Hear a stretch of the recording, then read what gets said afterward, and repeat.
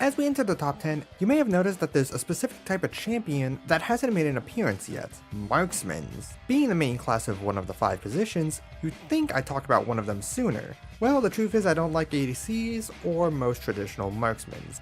So I guess it's a good thing that Graves is anything but traditional. An outlaw from Bilgewater, Malcolm Graves has spent most of his time doing what he's best at, being gay and doing crimes, racing around all the seas of Bilgewater with his best buddy Twisted Fate. Unfortunately, things would end pretty sour when a heist went wrong, ending up with Graves in a slammer, and him believing Twisted Fate had betrayed him. He would eventually escape and swear vengeance on his former partner, which was eventually resolved in the fantastic Burning Tides event.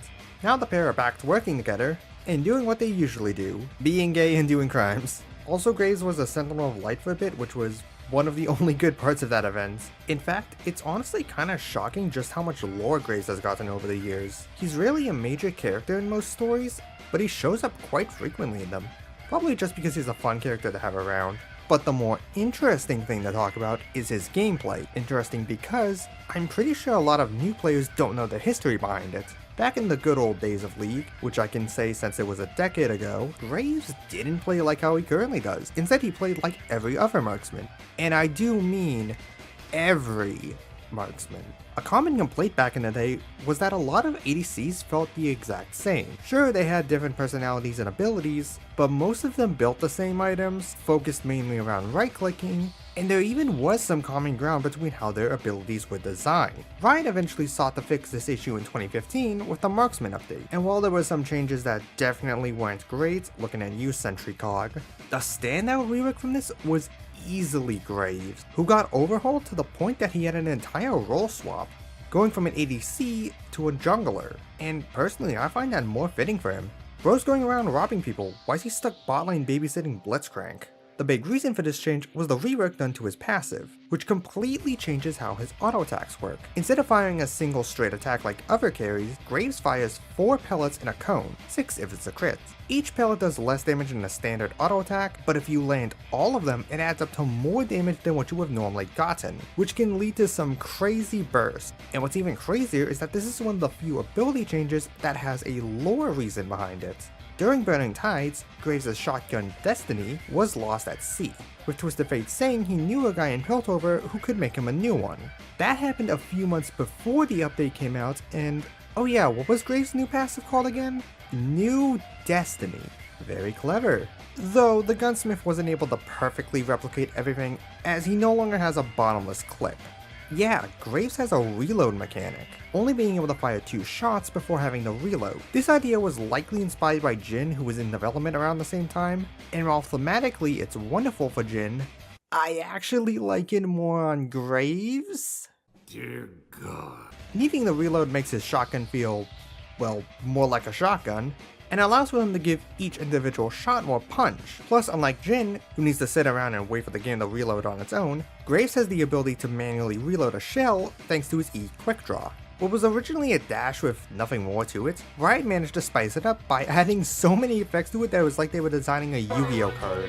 In addition to the dash and reloading a shell, Graves now gains stacking armor while in combat, and can reduce the cooldown of quick draw by half a second for each pellet that hits a champion.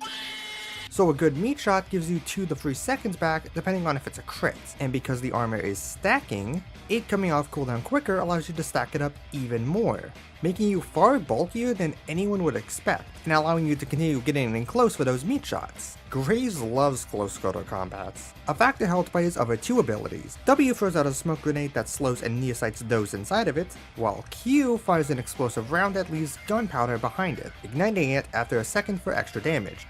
Or if the shot connects with a wall, making it extremely deadly in enclosed areas, and if the enemy tries to escape or body block for the dying guy, your ultimate can easily make work of them. All of this raw damage and bulk from Graves' E makes him a very versatile champion, and has actually allowed him to have multiple different kinds of builds. There's your standard assassin build, maxing out all of your damage to just obliterate anyone who gets near you, a bruiser build that makes use of items like Black Cleaver and Death Stance to improve your survivability and long-term damage, and my personal favorite, Crit Graves, stacking up the crit chance and damage to allow your auto attacks to just wipe people off the face of the earth.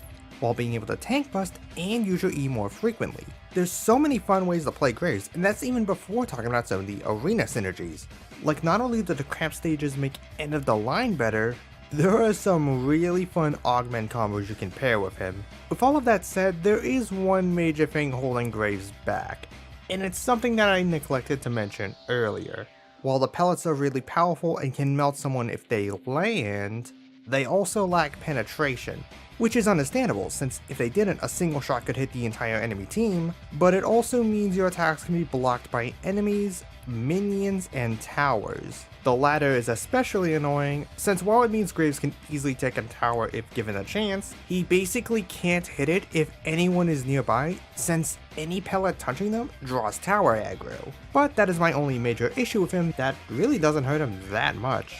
We're at the point on the list where a lot of the issues with champions are more annoyances rather than detrimental issues, but I thought it was one worth bringing up. Regardless, Graves is still a fantastic champion, and has definitely earned his spot as the gatekeeper of the top 10. Whether he's pillaging in Bilgewater or helping bust up ghosts, Graves is always available to beat crime and do gay. Wait. It's Pride Month, still it works. You had one job. Just the one? So when I was figuring out which champions were my favorites, I thought about what I liked about each character so I could better articulate why each character got what they did. And what I found is that the big things that draw me to characters tend to be their gameplay, design, and story. That probably sounds like a no-brainer, but it was very rare that a character would get high on my list if they managed to fail in some of the other aspects. I bring this up because, from a purely objective standpoint, Cho'Gath completely fails in all three categories. And yet he somehow made it higher than a lot of the past champions. But let's take it one step at a time, starting with his lore. Cho'Gath is a Voidborn, a creature created in the Void, which in turn was created by the Watchers. That's it? Now to be fair, he was the first Voidborn they designed, so it makes sense that they want to use his lore to explain what the Void is, but what doesn't make sense is the fact that they never updated it. Never tried to expand on what or who he is, especially since being a 15-year-old champion, he has the personality of the most generic monster you've ever seen. And as for his design, well, it does look very cool and unique. There's one teeny tiny massive issue with it. So you know Spawn? One of the enemies in his comics is a demon called the Violator, whose true form looks like this.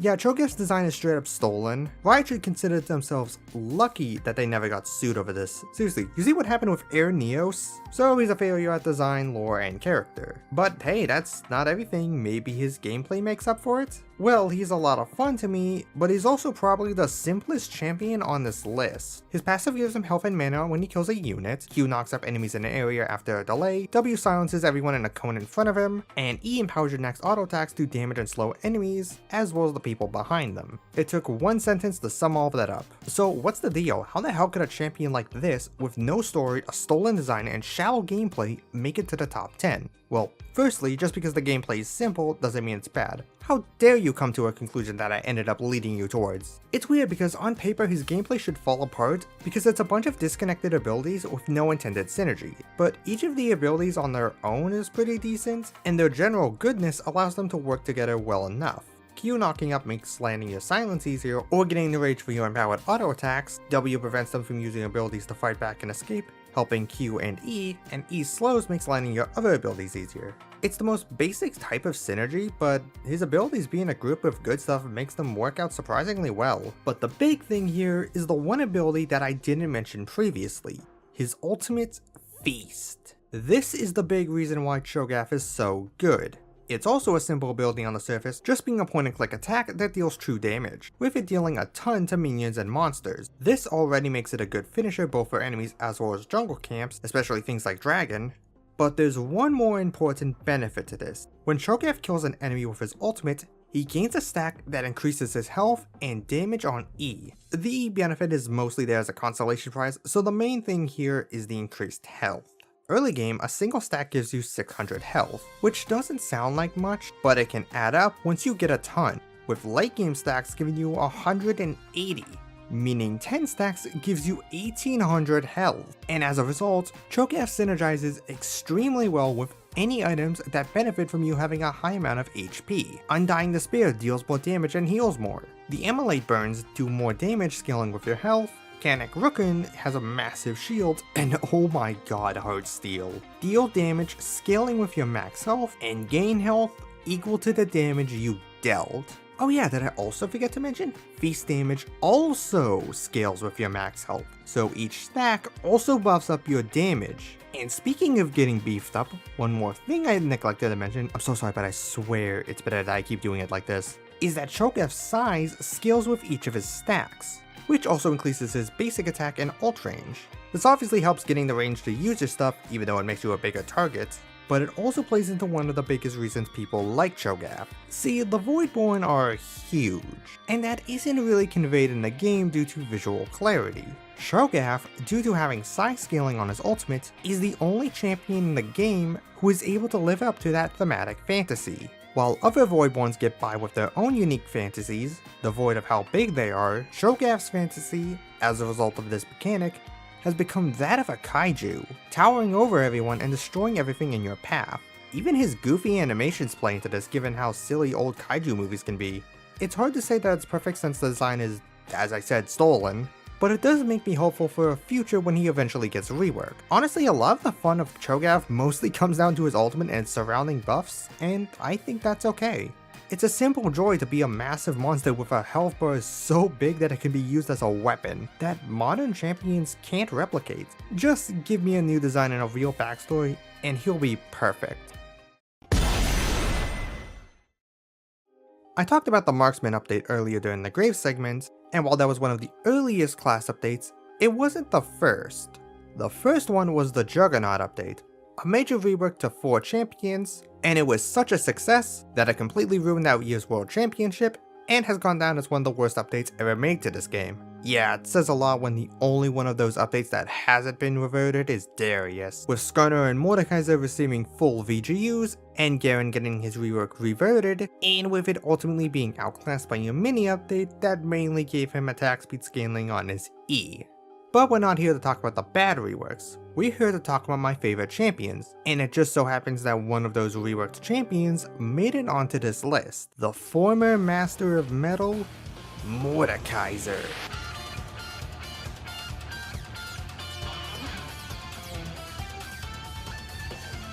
A warlord in life. In death, Sun Uzal was met with a wasteland of souls. Not content with this, he returned to the realm of the living to wreak havoc once more. Though he was stopped by a conniving snake, this was ultimately part of his plan, as every soul he had slain joined him in the afterlife, turning it into an empire all his own. Hot damn!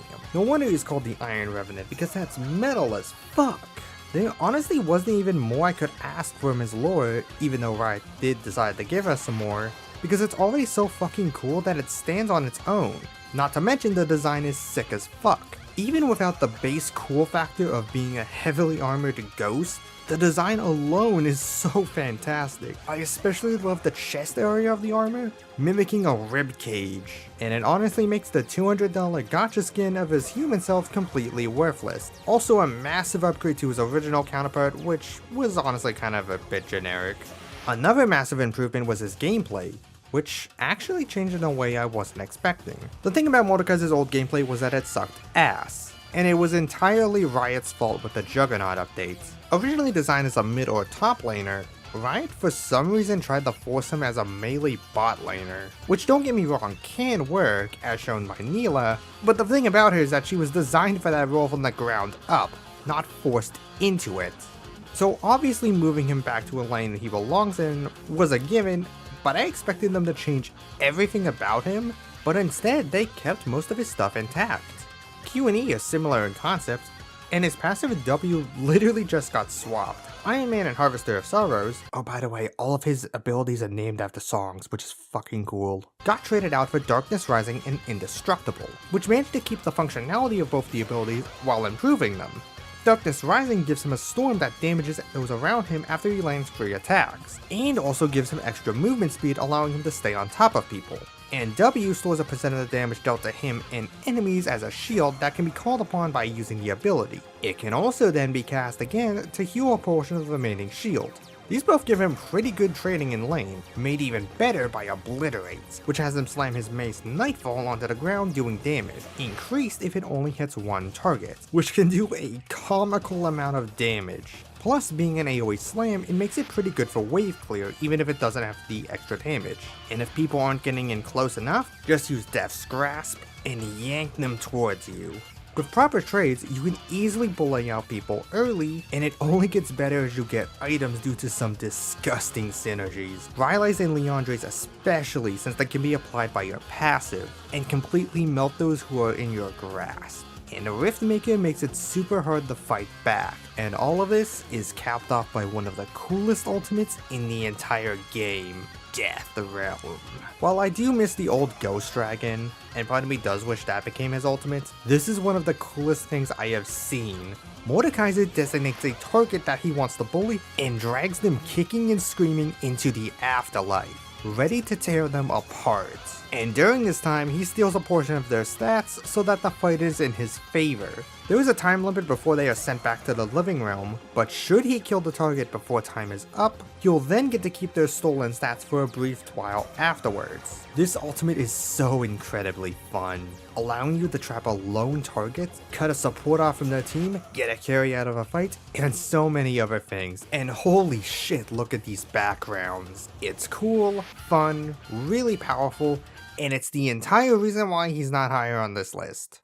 Look, I like using this ability like anyone, but playing against it is a completely different story. If you get targeted by it, your only options are to fight back, which rarely ever works out unless you're mega ahead, or to flee and hope the terrain makes it impossible for him to reach you, which isn't really fun. Hell, facing Mordekaiser in general tends to not be fun for similar reasons to Darius. He's tanky as fuck, and if he gets on top of you, it can be extremely difficult to get him off. This was especially the case in Arena, where you have to beat him and only had one other guy to help you, meaning one potential counter to him, Focus Fire, is gone. And depending on the augment, it could really feel helpless, which is thematic for sure given the character, but not really a fun experience. But really, that's my only issue with Mordekaiser, even if I do feel it is a major one. I kind of felt like I had less to say about Mordekaiser than a lot of other champions, but I feel like a lot of why he's so cool is pretty obvious. There's a reason why a lot of people are disappointed that the Ruined King wasn't as metal as this Crownless King. While Mord is probably the most powerful ghost around, he isn't the only one in Runeterra.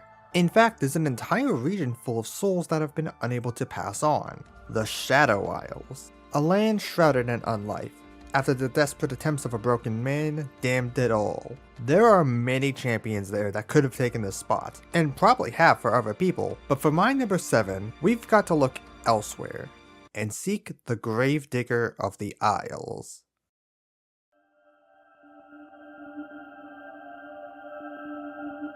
Life hasn't been the kindest to poor Yorick. And this isn't even just a lore thing. Since his original release, Yorick has been one of the least popular champions in the entire game, being considered so poorly designed by Riot that he was gutted into the ground so people wouldn't play him, and was removed off of the free champion rotation until his rework release.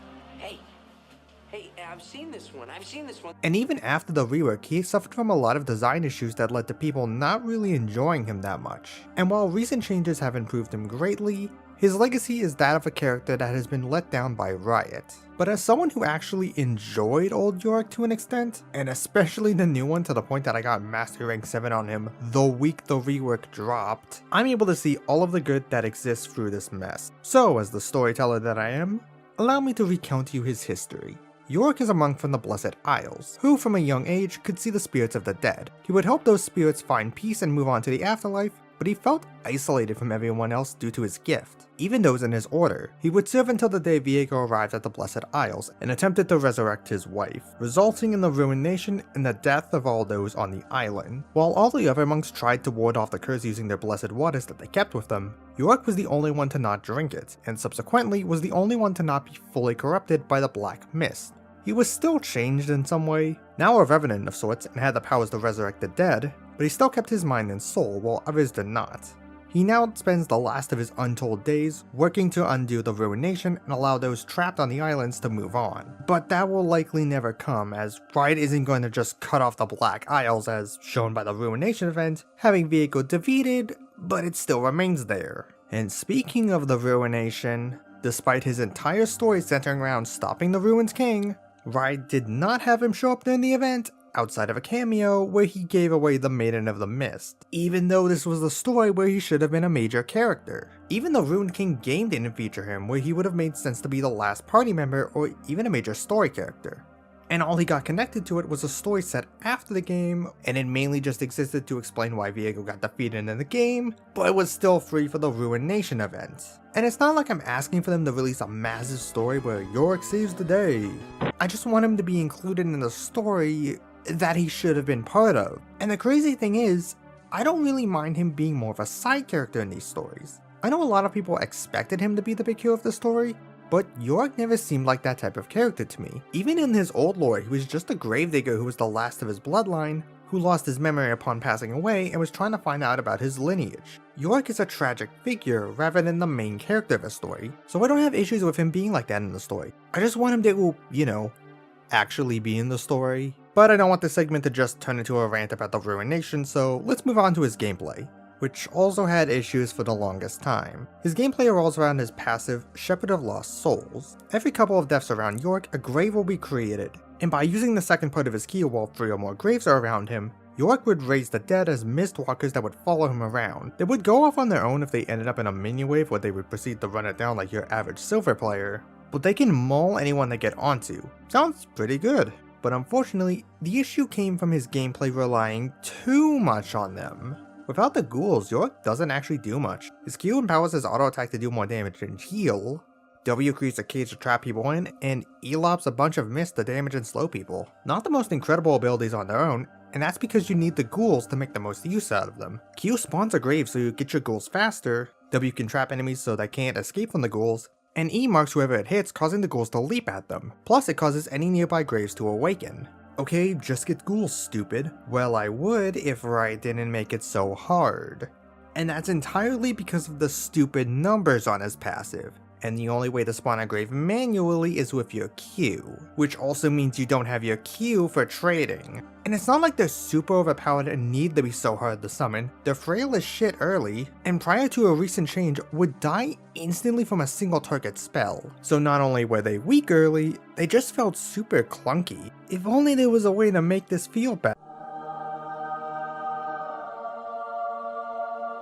This changes everything. Like, there were a lot of adjustments made to Yorick recently, but these two specifically fix so much. Smoothing out the grave spawn rate and lowering the amount early is fantastic, reducing the amount of time you're just waiting for a grave to spawn, and making it so you don't need to wait 2 full waves for a single grave to appear.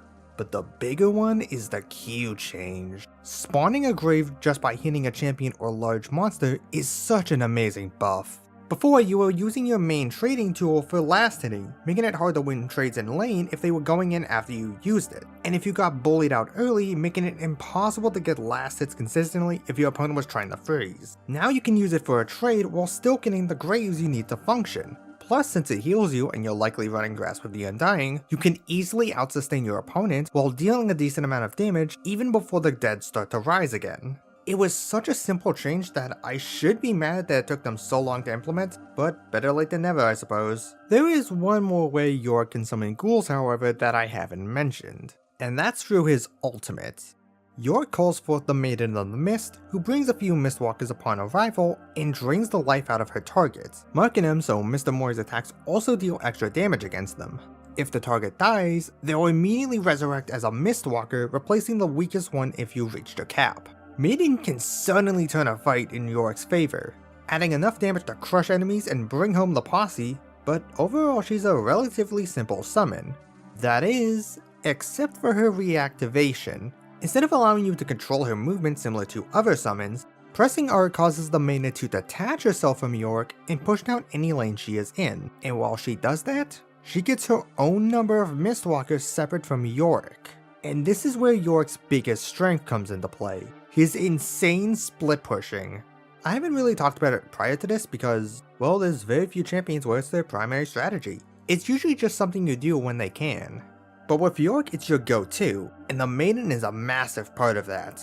With her out, you can either work with her to rush down a lane, or have her push a separate one while you take another lane or help with a team fight, though letting her go does mean you lose a chunk of your damage. And you may have noticed York really lacks utility. All he's got is a slow in the cage, and people can still dash through that, so he actually struggles in team fights, even more so than other juggernauts. So it can at times be better to just leave the team to fight a disadvantageous fight and push for the objectives rather than waste time trying to help them. And that's weirdly fitting for him. York was already an outcast who spent most of his time by himself, or with the dead, so him not sticking with the team kind of mirrors that. But there's a bit more to it. York's entire goal is to end the Ruined Nation, but unlike someone like Maokai who wants to try and heal the Blessed Isles, York just wants to let everything die and move on to the next life. Now, what is York's main game plan? To split push and focus on taking objectives so you can destroy the Nexus, the thing that wins you the game. York's entire game plan is to end the match as soon as possible and put it all to rest. That might be me looking a bit too deeply into things. Okay, it definitely is, but it's a really cool connection that I was able to make between his gameplay and his story, which I think is pretty neat, and it's really tragic that most people don't see the beauty in it. And that's the key word I've been coming back to the most when I was writing this script. Tragic. Everything, both intentional and unintentional, paints a story of a tragic character, one who was doomed in the universe and neglected out of it, but still managed to do what he could to make things better. I'm happy things have been slowly starting to look up for York in the most recent years, and hope it continues to improve for him because he's one of the coolest characters in the game, and deserves so much better. People may have forgotten who you were long ago, but I will never forget who York Mori is.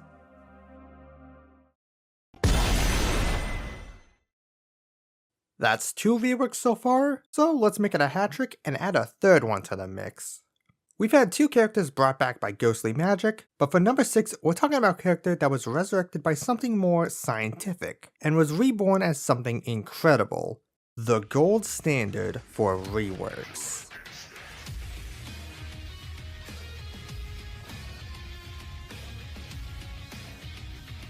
Now this is a special one.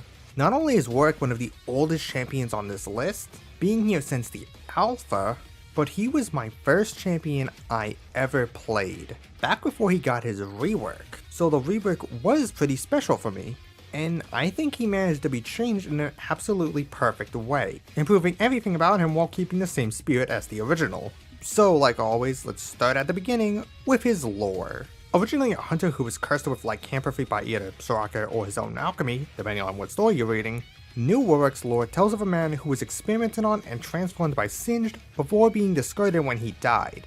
This death, however, was all that was needed for the chemicals Singed pumped into him to take effect as Warwick's body transformed into that of a werewolf, bringing him back to life with an uncontrollable thirst for blood, though he tries to keep himself from attacking innocent people. We never actually knew much about who he was before the experiments, which was fine since it was clear that wasn't important, but we did actually get some hints throughout the years, and it did actually get confirmed. He's Vander, from the hit Netflix series.